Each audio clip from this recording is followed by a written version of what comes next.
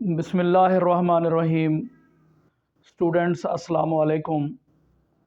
मैं आप लोगों का केमिस्ट्री टीचर ज़ुबैर अब्बास एक नए लेसन के साथ हाज़िर हुआ हूँ।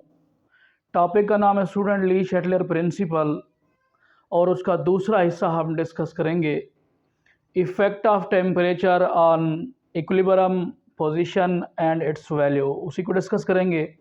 और स्टूडेंट ये भी देखेंगे effect of catalyst on equilibrium position. तो चलिए बढ़ते हैं अपने लेसन की तरफ। स्टूडेंट लेसन का नाम है ली शैटलर प्रिंसिपल। पार्ट इसका 2 है, दूसरा हिस्सा है। ये ली शैटलर, हेनरी ली शैटलर एक फ्रेंच केमिस्ट है जिसने स्टूडेंट 1884 में studied the effect of concentration, pressure और volume and temperature at the equilibrium position, यानी इक्विलिब्रियम की पोजीशन पे कंसंट्रेशन के इफेक्ट को, प्रेशर और वॉल्यूम के इफेक्ट को और टेम्परेचर के इफेक्ट को स्टूडेंट स्टडी किया। ये पहले दो इफेक्ट स्टूडेंट हम पहले लेसन के अंदर, पहले पार्ट के अंदर डिस्कस कर चुके हैं। और स्टूडेंट जो सिर्फ हम डिस्कस करेंगे वो है effect of change in temperature.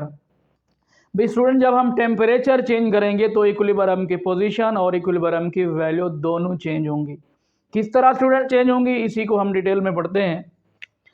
सबसे पहला पॉइंट स्टूडेंट ये है, इट विल, यानी ये change in temperature, it will change the equilibrium position as well as equilibrium constant value. यानी स्टूडेंट टेम्परेचर के अंदर जब चेंज आएगा तो उससे इक्विलिब्रियम की पोजीशन भी डिस्टर्ब होगी और इक्विलिब्रियम की वैल्यू भी स्टूडेंट क्या होगी, चेंज होगी। दूसरा स्टूडेंट पॉइंट ये है, most of the reversible reactions are disturbed by change in temperature. यानी बहुत सारे most of the reversible reaction ऐसे हैं जो टेम्परेचर के चेंज होने से डिस्टर्ब होते हैं, उनकी इक्विलिब्रियम की पोजीशन डिस्टर्ब होगी। अच्छा स्टूडेंट, यहाँ पर पॉइंट एक और है, इंपॉर्टेंट भी है, if we consider heat as a component of the equilibrium system. अगर स्टूडेंट हम हीट को इक्विलिब्रियम सिस्टम का अगर हम हिस्सा समझ लें तो उससे क्या होगा, उससे स्टूडेंट ये होगा कि इंक्रीज इन टेम्परेचर, कि जब आप स्टूडेंट टेम्परेचर को बढ़ाएंगे इसका मतलब है आप सिस्टम के अंदर हीट को ऐड कर रहे हैं, यानी add heat to the system. दूसरी कंडीशन ये है डिक्रीज इन टेम्परेचर, यानी जब स्टूडेंट आप टेम्परेचर को डिक्रीज कर रहे हैं तो इसका मतलब ये है remove heat from the system, यानी आप सिस्टम से स्टूडेंट हीट को क्या कर रहे हैं, रिमूव कर रहे हैं।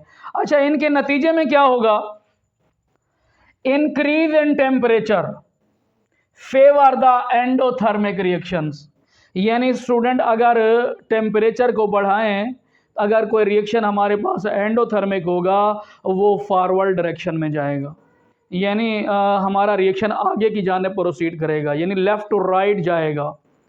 और दूसरे नंबर पे स्टूडेंट डिक्रीज इन टेम्परेचर, इसका मतलब है हमने सिस्टम से हीट को रिमूव किया है, फेवर द एक्सोथर्मिक रिएक्शन, यानी इसका मतलब ये है कि स्टूडेंट जब आप सिस्टम से हीट को रिमूव करेंगे यानी आप क्या कर रहे हैं, एक्सोथर्मिक को या एक्सोथर्मिक रिएक्शन को लेफ्ट टू राइट यानी आगे की तरफ प्रोसीड कर रहे हैं। मिसाल लेते हैं स्टूडेंट, हमारे पास मिसाल है फॉर एक्सोथर्मिक रिएक्शंस। हमारे पास स्टूडेंट रिएक्टेंट है कार्बन मोनोऑक्साइड जो कि गैसीय स्टेट में है, वाटर वेपर्स जो कि गैसीय स्टेट में मिलकर क्या बना रहे हैं, CO2 प्लस H2। और स्टूडेंट यहाँ प्लस हमारे पास है 41.84 किलो जॉल पर मोल, जो है ना एनर्जी भी स्टूडेंट क्या हो रही है, प्रोड्यूस हो रही है, प्रोडक्ट वाली साइड पे मौजूद है। At equilibrium if we remove the heat, यानी स्टूडेंट क्या करें, अगर इक्विलिब्रियम की पोजीशन में हम सिस्टम से हीट को रिमूव करें, चूंकि ये स्टूडेंट एक्सोथर्मिक रिएक्शन है, इसकी जो एंथैल्पी है नेगेटिव में नजर आ रही है। स्टूडेंट जब आप हीट को रिमूव करेंगे तो क्या होगा, system will readjust itself, system अपने आप को रीएडजस्ट करने की कोशिश करेगा, so as to compensate the loss of heat, ये क्या करेगा, इस लॉस ऑफ हीट को कंपनसेट करने की कोशिश करेगा। इसके नतीजे में क्या होगा, as a result more carbon monoxide and water will react to form CO2 and H2 and liberate heat, और स्टूडेंट क्या करेंगे, हीट को लिबरेट करेंगे, यानी हमारे स्टूडेंट रिएक्शन की स्ट्रेंथ कौन सी होगी, फॉरवर्ड होगी। यानी रिएक्शन चूंकि स्टूडेंट एक्सोथर्मिक है, हमने रिएक्शन में से हीट को रिमूव किया है, it will favour forward reaction. उसके बाद स्टूडेंट उसके आगे बढ़ते हैं, उलट उसका क्या बनेगा।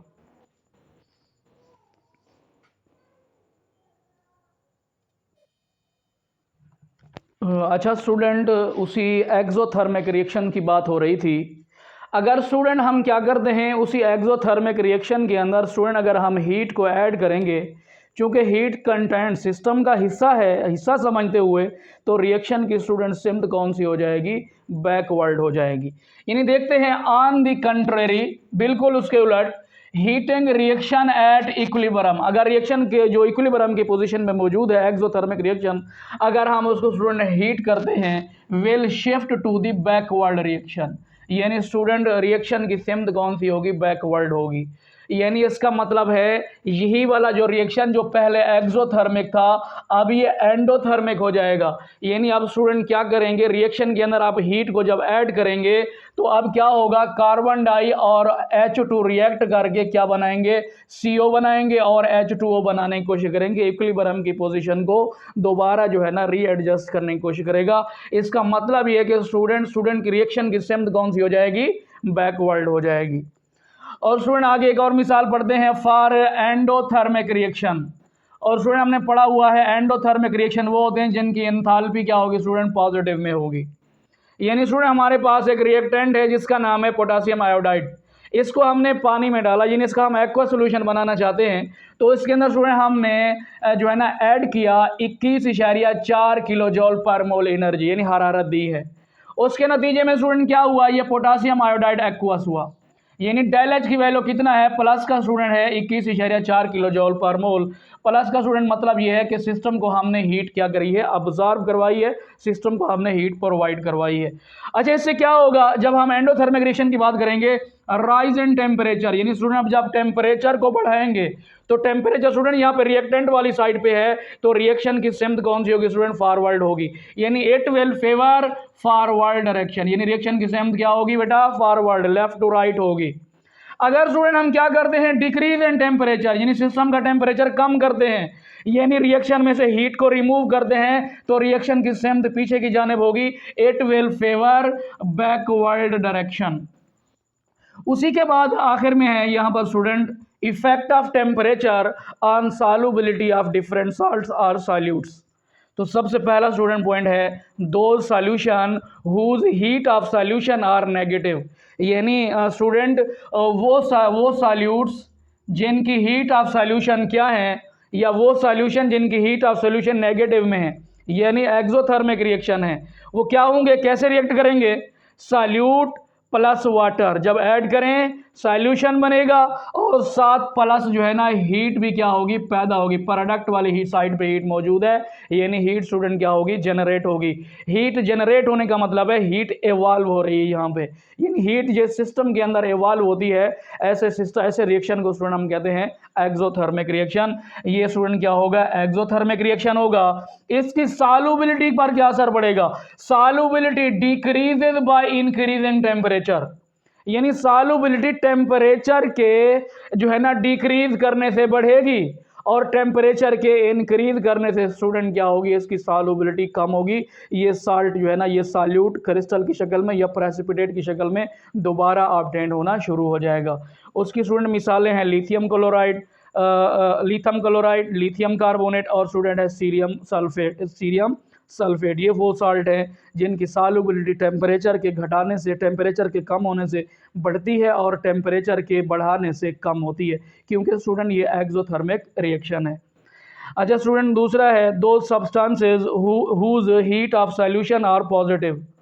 इसका मतलब ये है स्टूडेंट वो कौन से रिएक्शन होंगे, साफ जाहिर है टेम्परेचर के बढ़ाने से जिनकी सॉल्युबिलिटी बढ़ती है वो एंडोथर्मिक रिएक्शंस हैं। Solubility increases by increasing temperature and vice versa. वो स्टूडेंट हमारे पास मिसालें हैं, बोरेक्स है, Na2B4O7, सोडियम नाइट्रेट है, पोटेशियम क्लोराइड है और पोटेशियम नाइट्रेट है। ऐसे सॉल्यूट को जब पानी में डालते हैं तो आप हीट एब्जॉर्ब करें, सॉल्यूशन बनेगा। अब स्टूडेंट अगर ज़रा गौर करें तो हीट हमारे रिएक्टेंट वाली साइड पे है, यानी सिस्टम को जब हीट देंगे तो रिएक्शन की सिमत कौन सी होगी स्टूडेंट? फॉरवर्ड होगी। अगर स्टूडेंट रिएक्शन से हीट को रिमूव कर देंगे तो सॉल्यूशन दोबारा सॉल्यूट और पानी बनाना शुरू करेगा, यानी रिएक्शन की जो सिमत होगी स्टूडेंट वो जो है ना बैकवर्ड हो जाएगी। अच्छा स्टूडेंट, तीसरी और आखिरी मिसाल यहाँ पर है फॉर सम साल्ट्स। स्टूडेंट हमारे पास कुछ साल्ट्स ऐसे भी हैं जिनकी heat of solutions are close to zero, जिनकी हीट ऑफ सॉल्यूशन तकरीबन जीरो के बराबर है, यानी उनकी सॉल्युबिलिटी के ऊपर टेम्परेचर का घटाने का, टेम्परेचर कम करने का या टेम्परेचर इंक्रीज करने का कोई असर नहीं होता। Solubility is not affected by increase और डिक्रीज इन टेम्परेचर। जैसे मिसाल के तौर पर है student formation of aqua solution of sodium chloride. Student sodium chloride को जो है ना आप ठंडे पानी में डिजॉल्व करें तब भी हल हो जाएगा, या स्टूडेंट जो है ना आप गर्म पानी में हल करें तब भी डिजॉल्व होगा। यानी इसका मतलब है ये वो साल्ट है, ये वो सॉल्यूट है जिसकी सॉल्युबिलिटी के ऊपर टेम्परेचर का कोई असर नहीं होता। टेम्परेचर को बढ़ाएं या कम करें, सॉल्युबिलिटी जो है ना टेम्परेचर से आज़ाद है।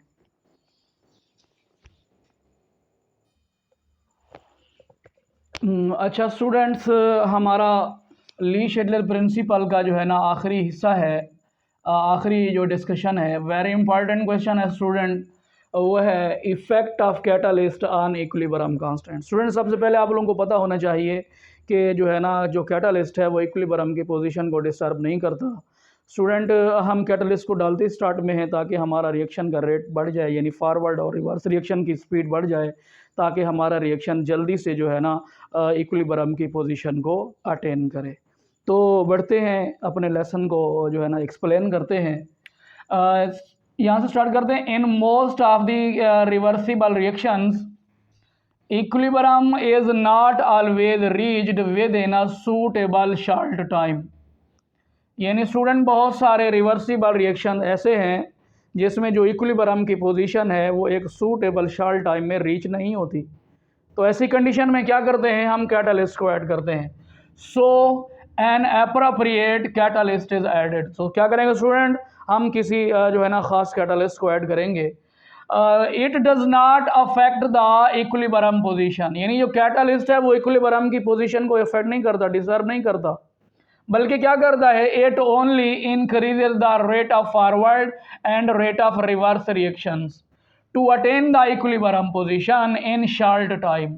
ये स्टूडेंट क्या करता है, सिर्फ और सिर्फ रेट ऑफ फॉरवर्ड रिएक्शन को बढ़ाकर और रेट ऑफ रिवर्स रिएक्शन को बढ़ाकर जो है ना जल्दी से इक्विलिब्रियम की पोजीशन को अटेन करवाने की कोशिश करेगा। कैसे करता है बेटा, यानी असल कहने का मतलब ये है, ये टाइम को क्या कर देगा, रिड्यूस कर देगा, यानी हमारा रिएक्शन जल्दी से इक्विलिब्रियम की पोजीशन को अटेन कर लेगा। Bye lowering the energy of activation of both forward and reverse reaction. Student ये क्या करता है, फॉरवर्ड और रिवर्स रिएक्शन दोनों की एनर्जी ऑफ एक्टिवेशन को डिक्रीज करता है। यानी ये क्या करता है, it gave new path to the reaction, यानी रिएक्शन को आगे बढ़ने के लिए एक नया पाथ, एक न्यू पाथ प्रोवाइड करता है। तो स्टूडेंट एनर्जी ऑफ एक्टिवेशन को हमने वाई एक्सिस में लिया, कोर्स ऑफ रिएक्शन को एक्स एक्सिस में। अगर आप स्टूडेंट गौर करें, ये वाला जो ग्राफ है, रिएक्टेंट्स हमारे यहाँ पर मौजूद हैं और प्रोडक्ट स्टूडेंट हमारे नीचे वाले लेवल पे मौजूद है। इसका मतलब है ये रिएक्शन हमारे पास एक्सोथर्मिक है। तो यहाँ पर स्टूडेंट रिएक्टेंट ने यहाँ से जाना शुरू किया और यहाँ पर पहुँचे, यहाँ पर जो स्टूडेंट प्रोडक्ट बनती है उसे एक्टिवेटेड कॉम्प्लेक्स कहते हैं। यानी रिएक्टेंट्स को एक्टिवेट होकर पहले यहाँ पर आना पड़ेगा, फिर प्रोडक्ट में तब्दील होंगे। यानी इस हिल को पहले क्रॉस करना पड़ेगा, हिल पर आएंगे, उसके बाद ये रोल डाउन करके स्टूडेंट किस में आएंगे, प्रोडक्ट में आएंगे। अब स्टूडेंट देखिए रिएक्टेंट्स की जो एनर्जी ऑफ एक्टिवेशन है वो यहाँ से लेकर यहाँ तक है, ये फॉरवर्ड रिएक्शन की एनर्जी ऑफ एक्टिवेशन है। अगर स्टूडेंट हमारे रिएक्टेंट यहाँ पर पहुँच जाए तो ये रोल डाउन करके कहाँ पर पहुँचेंगे, यहाँ पर पहुँचेंगे, प्रोडक्ट बनाएंगे, यानी रिएक्शन तो हमारे पास एक्सोथर्मिक है। और अब अगर स्टूडेंट यही प्रोडक्ट दोबारा रिएक्टेंट्स में जाना चाहें, प्रोडक्ट का रिएक्टेंट में जाना, ये रिवर्स रिएक्शन है, तो ये स्टूडेंट ये यहाँ से लेकर यहाँ तक पहले जाएंगे, यानी इनकी जो एनर्जी ऑफ एक्टिवेशन है रिवर्स रिएक्शन की वो स्टूडेंट क्या है, ज़्यादा है। अच्छा स्टूडेंट, ये तो जो पहला ग्राफ हमने ड्रा किया हुआ है वो है विदाउट कैटलिस्ट, यानी कैटलिस्ट के बगैर हमारे रिएक्शन की एक जो है ना हालत थी, हमारे पास ये ग्राफ बना है। लेकिन स्टूडेंट आप जब क्या करते हैं, कैटलिस्ट को डालते हैं, तो कैटलिस्ट ने जो है ना इस पाथ को फॉलो करने की बजाय बल्कि इस पाथ को फॉलो किया, एनर्जी ऑफ एक्टिवेशन को डिक्रीज कर दिया। पहले स्टूडेंट फॉरवर्ड रिएक्शन की इतनी एनर्जी ऑफ एक्टिवेशन थी, अब स्टूडेंट फॉरवर्ड रिएक्शन की बिल्कुल थोड़ी सी एनर्जी ऑफ एक्टिवेशन है, और ये यहाँ से किस में चला गया स्टूडेंट, प्रोडक्ट में चला गया। अब फॉरवर्ड रिएक्शन की कैटलिस्ट की मौजूदगी में और विदाउट कैटलिस्ट जो है ना एनर्जी ऑफ एक्टिवेशन है वो क्या है, बिल्कुल एक दूसरे डिफरेंट है। यानी energy of activation forward reaction की क्या हुई स्टूडेंट, डिक्रीज हुई है, और रिवर्स रिएक्शन की भी स्टूडेंट क्या होगी, डिक्रीज होगी। तो स्टूडेंट इस तरह जो है ना हम ग्राफ के जरिए समझा सकते हैं कि जो कैटलिस्ट है वो एनर्जी ऑफ एक्टिवेशन को जो है ना कैसे डिक्रीज करता है और रिएक्शन को कैसे एक न्यू पाथ फराहम करता है। अच्छा स्टूडेंट, यहाँ पर एक क्वेश्चन है जो कि इंपॉर्टेंट भी है, temperature affect the KC value, यानी इक्विलिब्रियम की पोजीशन को तो डिस्टर्ब करता ही है, लेकिन ये केसी की वैल्यू को कैसे चेंज करता है। तो स्टूडेंट्स का जवाब ये है, change in temperature change the heat content of the reaction mixture. Student अगर हम समझें कि जो है ना जो हमारा हीट है वो इक्विलिब्रियम की पोजीशन यानी रिएक्शन मिक्सचर का, यानी जो इक्विलिब्रियम की पोजीशन पे रिएक्टेंट्स प्रोडक्ट हैं या वो यानी उसी का सिस्टम का हिस्सा हीट है, तो क्या करेंगे स्टूडेंट, जब आप चेंज इन टेम्परेचर करेंगे तो heat content of the reaction mixture भी चेंज हो जाएगा, बिकॉज जो केसी वैल्यू है वो डिपेंड करती है हीट के ऊपर यानी टेम्परेचर के ऊपर। कैसे, फॉर मिसाल के तौर पर for endothermic reaction increase in temperature equilibrium will shift towards right, यानी फॉरवर्ड रिएक्शन होगा, फॉरवर्ड डायरेक्शन में हमारा रिएक्शन प्रोसीड करेगा, यानी इक्विलिब्रियम की पोजीशन कहाँ शिफ्ट हो जाएगी, राइट साइड पे शिफ्ट हो जाएगी। दिस शिफ्ट कंटिन्यूज, ये शिफ्टिंग कंटिन्यू होती जाएगी until a new equilibrium position is established, एक नई इक्विलिब्रियम की पोजीशन स्टूडेंट क्या होगी, इस्टेब्लिश हो जाएगी with new concentration of products and reactants. तो इस तरह स्टूडेंट क्या होगी, केसी की वैल्यू जो है ना स्टूडेंट तब्दील हो जाएगी, क्योंकि स्टूडेंट केसी की वैल्यू डिपेंड करती है प्रोडक्ट की कंसंट्रेशन और रिएक्टेंट्स की कंसंट्रेशन की रेशियो के ऊपर डिपेंड करती है। आज का लेसन स्टूडेंट हमने यहाँ पे क्लोज किया है, कल इंशाल्लाह मजीद आगे बढ़ेंगे। अल्लाह हाफिज़ स्टूडेंट्स।